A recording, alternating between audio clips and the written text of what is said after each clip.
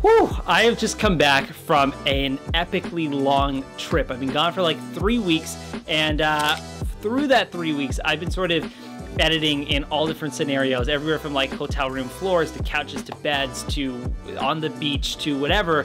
I'm not complaining, but it is so nice, like so nice to be back in my studio with all of my stuff, all of my gear, my setups, everything that I kind of did and set up at the beginning of 2019, and I'm back in this cool space that I wanted to give you guys a bit of a tour through and show you what my 2019 setup is for editing. Now, I did a video like this a year ago. If you guys want to check out a little bit more minimalized or a smaller version of this setup, you can check out my 2018 editing setup. This is 2019, this is new, and there will be a couple things that are a little bit more on the pricey side, but I guarantee you, if you can afford it, invest in your editing setup. For me personally, editing is like 80% of my project. 20% comes from shooting, and then all of the other stuff I have sitting in a desk. So I spend vast majority of my career in front of a computer screen assembling the story as opposed to going out and shooting it. So this year I really wanted to invest in my editing setup, up my game for this thing.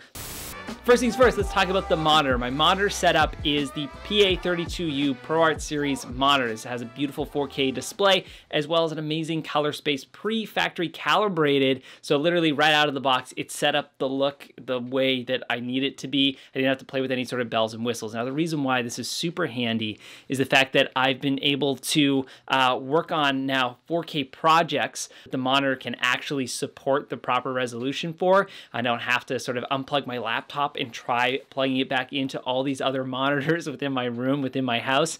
I can get the color space that I need, I have the resolution that I want, and I'm able to get an accurate depiction of what I'm working with from that screen. Now, with that, there's another really cool feature that I've been nerding out about, which honestly has been so helpful for me, is the adjustable neck that the monitor has. I can literally raise it up, raise it down with literally just like the touch of 2 fingers. It can just, I don't know what they have, like hydraulics or something in it, but like it just is really smooth. And one of the things that I love too is like if I want to, I can tilt it completely 180 degrees and put it upright. Now, why this is really cool, strangely enough, is the fact that, like, let's say you're doing like coding, or you're for some reason getting really into like Instagram stories, you want to watch it play back on its actual dimensions, you can look at it. This is like a massive cell phone screen display as well. So there's a bunch of little things that are really amazing about this monitor. So finally, one of the extra little features that I've just been sort of playing around with this is the little settings that it has. If I go into the dial over here, there's like a nice little dial in the back. I click that, and that opens up a menu. For all of you like people who are into like coloring and colorists, and for those of you who do this sort of stuff as a profession, this will be super helpful. If I scroll down, check this out. You can actually change the color space. So you can go from RGB mode, Adobe RGB, Rec 2020, DCI P3, Rec 709, HDR. Why this is like such a game changer for me is because I've never used a monitor that's calibrated like a camera or editing software. This is completely a screen developed for video editors, colorists, people within the film or creative industry. So if you guys like this monitor, like what I'm chatting about here, there'll be a link to it in the description below, but definitely take a look at it, especially if doing something like editing or coloring is like a primary focus for you. Next thing that I want to talk about is my adjustable desk. Now, I've seen a lot of other editors starting to use these things. I'm like, why do I need one? I got an adjustable desk for Christmas, and it has been a complete game changer when it comes to my productivity. And I know I was the same way. I'm like, oh, how is it going to change my productivity? I'm going to be standing. But literally within the first 3 weeks of me using this thing, I felt like I was just way better. Like, I judge my productivity by timeline. So like if I start editing at, let's say 7 a.m. And I go till noon, I'll see how much work I've gotten done in that time frame. And my workflow, I would have to say, has probably doubled within that time, just being standing. I'm more active. The other day, I caught myself dancing and singing. So just being able to be up on my feet. I find that editing also just makes me feel a little lazy. I don't know if you guys feel the same thing, but like you'll be sitting around all day and you're working really hard, but your body just feels sluggish. It's bad for your back. Your posture isn't great. By the time I'm done editing on this thing, my feet are kind of sore, and I actually like that feeling. It feels like I've actually worked my body. I don't feel sluggish, and for me, and personally, posture is so important to me. My body comes first before any edits, before any project, so being able to stand up, be upright, and this is a segue to the monitor. The great thing about the monitor is, like, since I can adjust this desk, I can adjust the monitor so it works for me standing, and then I can also adjust it for me sitting, which if you guys are like interested in like a sort of workflow for the desk slash stand-up desk, the sit-down desk slash stand-up desk setup, one thing that I found really valuable is actually having like stand-up time for like an hour, then sit-down time for like 30 minutes, hour, 30, hour, 30. Find a pattern. Sometimes I'll stand up for like 3 hours in the morning, sit down for an hour later. Find an even balance, but I could nerd out about this a lot longer, but I think you guys get the point. Next thing is my chair. I just got a new chair this year as well. It looks like it's like a race car seat. Posture improves productivity. So one of the things that is so amazing about this is it keeps my back straight. If you guys can find a chair that can kind of, instead of be like slightly declined, have it inclined, because again, I find when I edit, I'm either like this. I never edit like this. I never edit like a full recline. So this chair actually sits it upright. It's comfortable. It's supportive. And that's about it. I mean, I had another chair, for those of you who've watched like my older videos, like this tattered up chair that my cat had wrecked, and I found that it was leaning back a little too much, so I was literally like just having to hunch over my desk to edit more. So having this keeps my back upright, as well as there's just some other like cool adjustable features in it. But just have a good chair, find a nice setup, and don't hunch over. It'll kind of screw you over in the long run. Next thing is my computer setup. I use a MacBook 2015. I use a MacBook Pro 2015.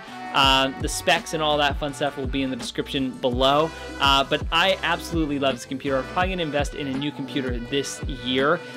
Still trying to figure out if I go for Mac or PC. If you guys have a better opinion or ideas and specs and stuff that I should invest in, write that in the comment section below. I'm still like super duper on the fence, just because Macs are so expensive. Like, it's like $5,000 to get a PC equivalent for like $2,000. Next thing I'll talk about is hard drives. The hard drives that I use all the time absolutely is I use a backup 16 terabyte drive, which is kind of where I put all of my footage, all of my stuff.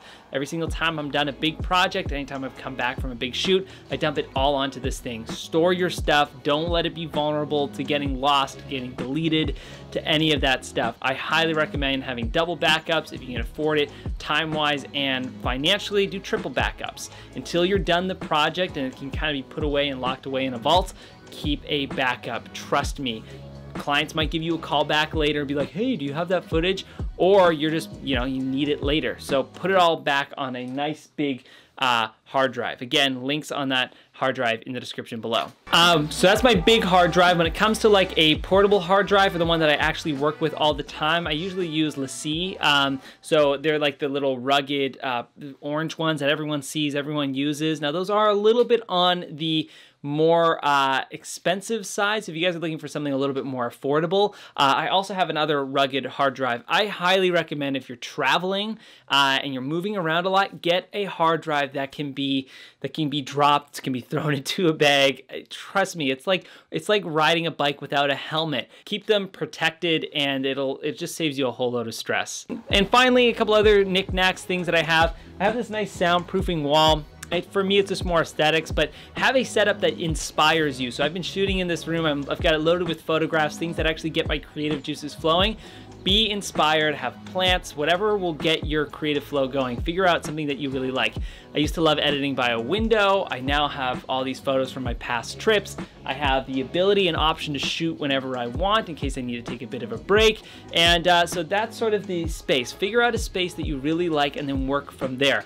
Personally, I really like working in transit. Like, I'm really good on flights and stuff, and that's why I like editing on a laptop as opposed to having a desktop computer, just because it's just really nice to be able to get up and go. Sometimes I take my computer out of here and just edit in the living room on a couch, just to diversify things up. I also have like a little chair in here sometimes I'll work off of as well. So I like to be mobile, but again, sort of like do a bit of a checklist of what you really like to edit in or what works best for you, and then try and build a space around that. Thank you guys so much for watching that video. I'm just finishing it up. Ironically, I'm currently editing it in my setup. I'm sitting down because I'm not feeling too well. But yeah, thank you for taking a look at it. Thank you for watching this video. If you guys have any other like editing things or editing any other editing secrets that you guys use, or some things that, you know, possibly that are like must-haves for your editing setup, put that in the comments below. I'd love to check it out. I'd love to learn a little bit about what your setup is. This is what I have right now. It might change sooner than later, but this is what I'm loving. This is what I feel super comfortable in. If you guys like what you're watching, want to take a look at some more, feel free to subscribe. If you don't feel free or you don't want to, that's okay too. I hope you guys have a great day. I'll see y'all later, and that's it. Be inspired, keep making some great stuff, and also be present. See ya.